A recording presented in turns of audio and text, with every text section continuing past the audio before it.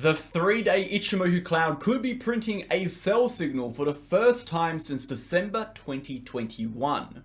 In today's video, we're going to be going ahead and reviewing the high time frame charts and short term to discuss the next move. Let's get into it.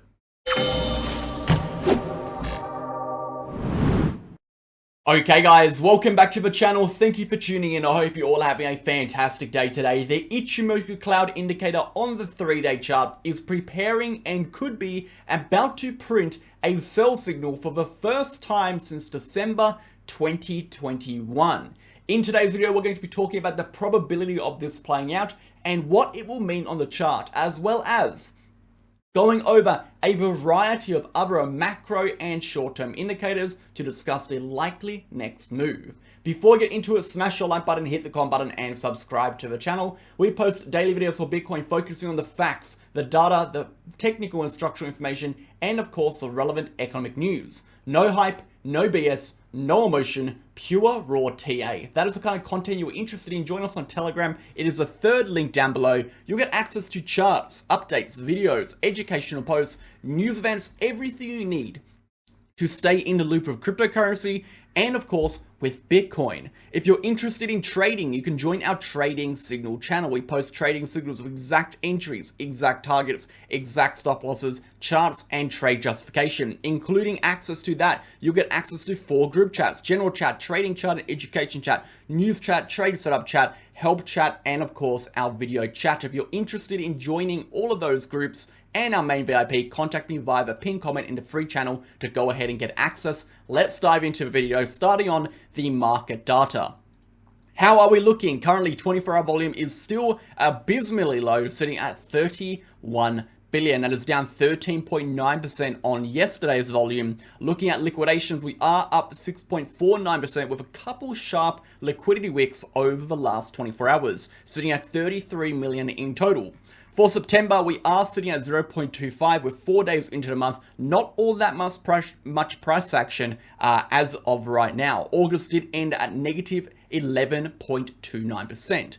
Moving into the volatility index, we can see on the 30-day volatility index, we did see a little spike toward the upside, and we have been plateauing ever since. And moving over to the 60-day volatility index, we did see a very similar thing, a spike toward the upside, plateauing ever since. Overall, the volatility for both the 30 and the 60-day index are at record lows. They are incredibly, incredibly low right now. Moving over to liquidations, we can see with a total amount of 33 million, 20 million came from longs, with 13 million coming from those short positions.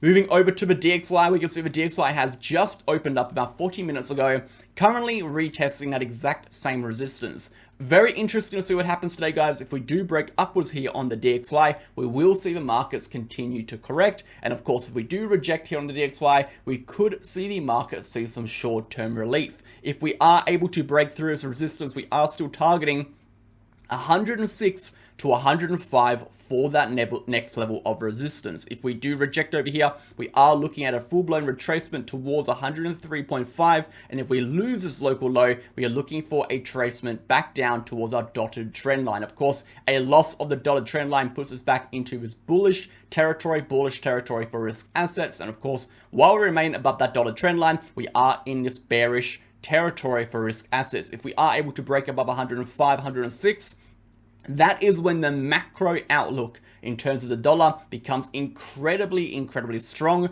and that would be absolutely catastrophic for both the stock market and for cryptocurrency. Now, this is a real threat, a real risk, particularly with potentially rising inflation again, and of course with the exact location of which these asset prices are in and how they are developing over the last few weeks, because they are definitely showing signs of exhaustion, showing signs of weakness, and showing signs that could potentially develop into retracements or full-blown rejections. Looking at the S&P 500, we have of course developed and have been traveling within this rising channel formation, which is of course a bearish structure since October last year, coming on about 10.5 to 11 months. We have created a local high at our upper level of resistance. We have point number 1, point number 2, point number 3, point number 4. So we have our 4 retests.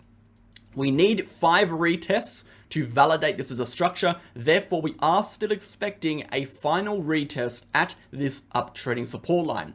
If we do retest this level, the probability of a breakdown is quite significant, as a rising channel formation has about a 67% chance of a breakdown from the uptrending support level on the 5th retest. So we are looking for that breakdown, we are looking for that retest at some point, and of course if we do start to create a lower high over here, which it does look like we are doing, and we break below this uptrending dotted trend line, that move is much more likely.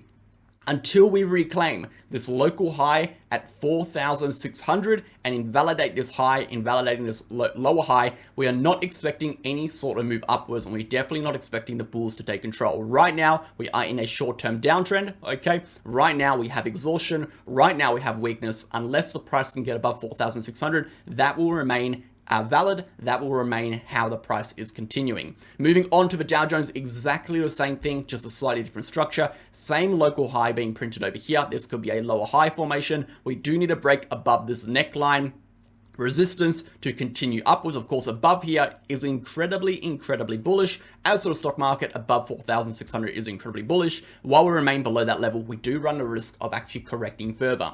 Let's go ahead, guys, and jump into Bitcoin. And we're going to keep today's video a little short, a little snappy, because we don't have too much to go over. But what we are covering is incredibly important. So let's go ahead, guys, and dive into Bitcoin.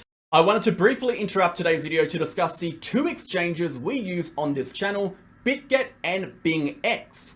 So which exchange should you sign up to? If you look to the right hand side of the screen, you're going to see the list of differences in relation to KYC requirements and the countries these exchanges offer services to. The first link down below being the Bitget link, and the second link down below being the BingX link. No matter which link you sign up to, you're going to get up to 15% discounts on your trading fees, up to $5,000 in trading rewards, and of course, you'll get access to every single MegaWhale exclusive bonus campaign we run on these exchanges. Alongside that, Bitget and BingX are incredibly similar. They are both ranked top 10 in terms of trading volume. They both have extensive liquidity pools and market pairs offering up to 125x leverage. And most importantly, they both offer protection funds for their users to protect you against any third-party hacks. So get started now and support the channel by clicking the links below. Thanks for listening. Starting on the 3-day chart. Now, before we talk about the technical indicators, before we discuss the potential developing sell signal on the Ichimoku cloud, let's talk about really quickly the current ranges and what the trend is currently doing, and then we'll jump into the technical analysis. So for the new viewers on the channel, if you've been watching the channel regularly, you would know this already, but we're going to go over it again for the new viewers. So currently, Bitcoin has broken down from the high time frame uptrending support line. This uptrending support line has basically established, right? This has been the establishment of the uptrend ever since January 2023, right? So it's been an overall uptrend as represented by this uptrending diagonal trend line for about 9 months now, okay? Pretty significant. About 2 weeks ago, we broke down from this uptrending support line upon the loss of momentum, right? We saw momentum deviating downwards. We saw weakness in momentum for many months, and we eventually saw the breakdown of that trend line right over here on the RSI, which signified and triggered a collapse of this trend line. We saw the momentum flip negative, and then we saw the price action follow. If we took a look at this price action throughout this structure, we saw momentum was falling the entire time as price action was moving up. This was a sign of overall weakness, a sign of exhaustion, and a sign that the bears were really giving the bulls a bit of a challenge to break through that upper level of resistance at 32,000. If we zoom out, 32,000 is still going to be the main level of resistance that the bulls need to get the price over to put the price into a macro uptrend, okay? We need to get above there to be in a macro uptrend. We have been in a developing uptrend while we've remained above this uptrending support line. We officially flipped into a weekly uptrend above 24.4 to 25.2. When we broke above this level all the way back in March, we can see it over here, after about 200 days of consolidation, that is when the trend entered a weekly uptrend. The weekly uptrend continued all the way up to our resistance where we got rejected and then developed a daily downtrend. Upon losing 28K, we entered a weekly downtrend, which is going to be this range low retest. If we fail to hold above 24.4 to 25.2, that is when the weekly downtrend turns into a monthly downtrend. The monthly downtrend is targeting as low as $20,000 to $18,000. So what does that mean? It means if the price fails to hold above the range of price action, which is going to be this cluster of price action in which we developed above 24.4 ever since that breakout of that 278-day long resistance, if we fail to hold above 24.4, that is going to signify the probabilities of a macro continuation downwards significantly increase. Until that happens, support is support until it is not. The best case scenario for the bears right now, which is realistic, is for rejection to retest at 25.2 to 24.4 once more. That will be the best case scenario. For the bulls, the best case scenario is of course going to be having to reclaim 28K, as 28K is the trigger point between a daily downtrend and a weekly uptrend, meaning if 28K to 28.4K more specifically is reclaimed, the weekly uptrend will be reinstated. So we are definitely watching out for that. So we'll go over one more thing. Why is 20,000 to 18,000 a potential target? If we look at our structural analysis, which is going to be our head and shoulder pattern, we take the distance between the top of the head towards the neckline, we apply that down to the breakdown point. The target is around $19,200. If we want to validate that move, we can go ahead and take a look at our Gaussian channel. The Gaussian channel is showing us that on the weekly chart, our midline of the Gaussian channel is sitting directly at this 24.2K level, which is exactly the lower base of support according to the chart we just looked at, meaning a loss of the midline will push the price into a macro downtrend, which will take the price underneath the lower band of the Gaussian channel, which is going to take us down to 20,000 to 18,000 within that range. So let's go ahead now and talk about the Ichimoku cloud, the monthly 50 EMA, and September, because September's an interesting month. So first and foremost, guys, let's go ahead and start on the 3-day chart, discussing the indicator which we talked about in the intro, which is going to be the Ichimoku cloud. Now, the Ichimoku cloud is not an indicator I use all that much, and it's not because I think it's a bad indicator. It's primarily because there's such a lagging indicator. And the reason being, we can see if we look at the inputs of these indicators, we can see the baseline, lagging spans are all like 26 days above. So generally what that means is we have a developing indicator 26 days in advance to the current price action. So it is incredibly lagging for the price action. When we're taking a look at the Ichimoku cloud, we can look at it in a few different ways. And for today, for the sake of today's video, we've gone ahead and we've actually got rid of all of these inputs. We've got rid of the conversion line, got rid of the baseline, got rid of the lagging span. We're only really using the leading span A and leading span B. The clouds are the distance between the leading spans. That is what reflects the clouds. If we go ahead and get rid of the leading spans, you'll see the clouds still remain, but the cloud is developed the distance between the leading spans. The lagging span is also a fantastic indicator. We'll actually go ahead and bring that one up, but we'll go ahead and talk about it in a second. So what we are currently seeing over here is the price action is within the Ichimoku cloud. So when the price action is within the Ichimoku cloud, this is generally signifying indecision. It is generally signifying compression. More importantly, it is generally signifying a range of which the price is either going to break toward the downside and continue, or find some support and break back upwards and continue upwards. It's kind of this decision zone. That's what I kind of like to call it. Generally, when you're trading off the Ichimoku cloud, you won't really be taking too many aggressive trades while the price is within the clouds, due to the nature of indecision when the price action is within the clouds.